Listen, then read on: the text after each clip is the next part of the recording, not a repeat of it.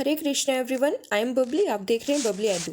So now we are going to read fourth poem of class 12th English Flamingo book. Okay, so what's the name of this poem? A thing of beauty. Poet कौन है इसके? John Keats. तो जल्दी से poem को start करते हैं। A thing of beauty is a joy forever. Its loveliness increases, it will never pass into nothingness but will keep a bower quiet for us and a sleep full of sweet dreams and health and quiet breathing।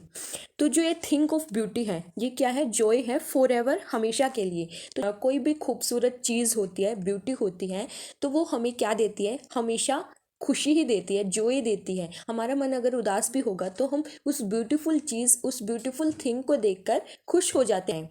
It's loveliness increases, it will never pass into nothingness. और इसकी loveliness है, इसकी सुंदरता है, वो increase होती है, कभी डिक्रीज नहीं होती। और ये कभी भी नथिंगनेस नहीं होती। मीन्स जो ब्यूटी है वो कभी फेड नहीं होती, कभी ख़त्म नहीं होती, एंड नहीं होती, डे बाय डे, बल्कि ये क्या है? इंक्रीज होती जाती है, सबको अपनी सुंदरता से मोहित करती जाती है। But will keep a bower quiet for us and a sleep full of sweet dreams and health and quiet breathing।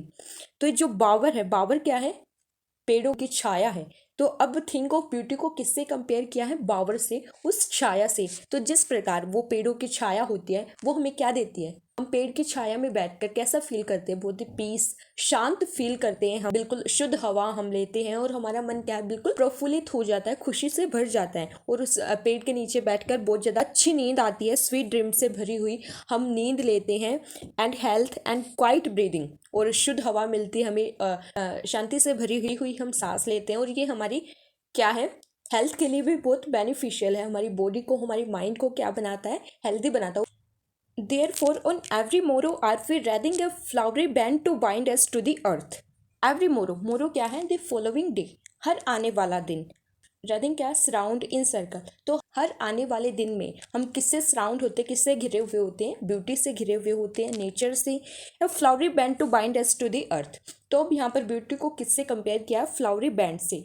तो ये ब्यूटी है, ये किसकी तरह है? फ्लावरी बैंड की तरह है, जो हमें अर्थ से बांधती है, नेचर से बांधती है, हमें कनेक्ट करती है। Spite of despondence of the inhuman dearth of noble natures of the gloomy days of all the unhealthy and o darken ways made for our searching. तो स्पाइट ऑफ डिस्पोंडेंस, डिस्पोंडेंस क्या है? Hopelessness, depressed. हमारा जीवन है वो किससे भरा हुआ होता है? कोई आशा नहीं होती, डिप्रेशन होता है, टेंस होता है, उदासी होती है हर जगह। Of the inhuman dearth of noble natures. Inhuman dearth क्या है? शॉर्टेज, कमी।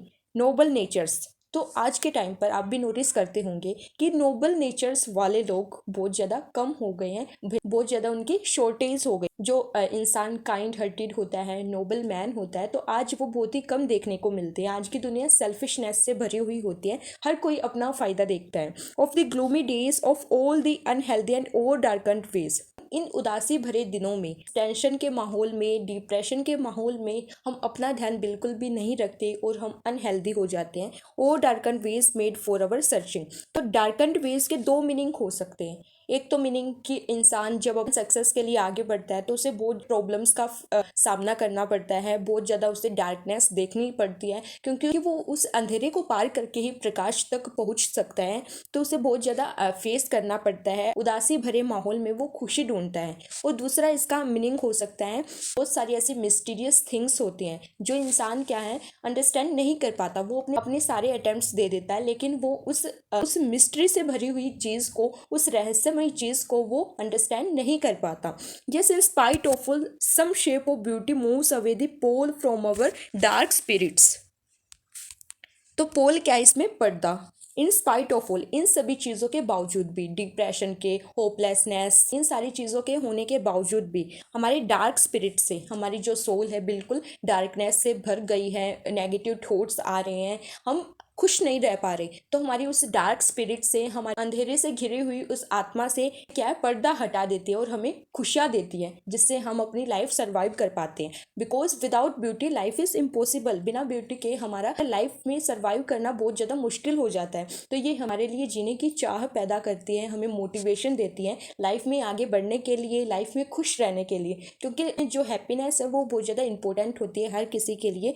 सच the sun the moon trees old and young sprouting a shady boon. तो अब पोइट बताते कि कौन कौन सी थिंग ऑफ ब्यूटी, कौन कौन सी ऐसी चीज़ हैं जो हमें अच्छी लगती हैं, जो हमें जॉय देती हैं। तो sun, moon, trees, old and young, तो ये क्या करते हैं, स्प्राउटिंग। स्प्राउटिंग क्या है, पैदा होना, जन्म लेना। शेडी बून, तो ये क्या है, छायादार आशीर्वाद की तरह है, ये हमारे ऊपर आशीर्वाद का काम कर रही है कि जब भी हम कोई प्रॉब्लम फेस करें, हमें कठिनाइयों का सामना करना पड़े, तो ये हमारी हेल्प करें। For simple sheep and such are daffodils with the green world they live इन।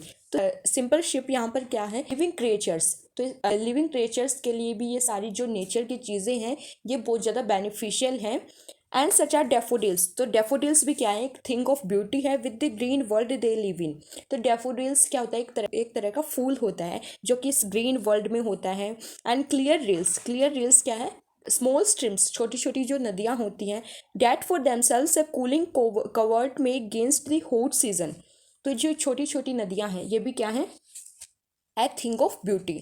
जो जो ब्यूटी से भरी हुई चीज़ें हैं उनको बता रहे हैं पोइट कि जो छोटी छोटी नदियां हैं वो हमें, जब बहुत ज़्यादा गर्मी हो जाती है, समर सीजन होता है और धरती है वो तपने लग जाती है, बिल्कुल हर जगह गर्मी छा जाती है, तो जो ये नदियां हैं ये कूलिंग कवर्ट का काम करती है, हमें ठंडा महसूस कराती हैं, हम कूल फील करते हैं इन नदियों से, क्योंकि इनके किनारे आप बैठते हो तो आपको गर्मी नहीं लगती, तो ये हमें कूल फील कराती हैं। The mid forest brake rich with a sprinkling of fair musk rose blooms. Brake क्या है, बशेस, झाड़ियाँ। तो फॉरेस्ट के बीच में जो झाड़ियाँ होती हैं, rich with the sprinkling of fair musk rose blooms. Musk rose क्या होता है, सफ़ेद गुलाब का फूल। तो जो गुलाब का फूल है बहुत अच्छी क्या है, इससे सुगंध आती है, जो कि स्प्रिंकलिंग करता है। स्प्रिंकलिंग मीन्स जैसे छिड़काव कर देता है।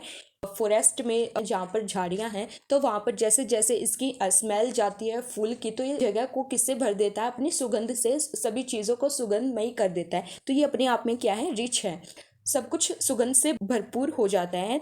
And such too is the grandeur of the dooms. Grandeur क्या है, भव्य। डूम्स क्या है, end of the existence means जब डेथ का समय आ जाता है। We have imagined for the mighty dead.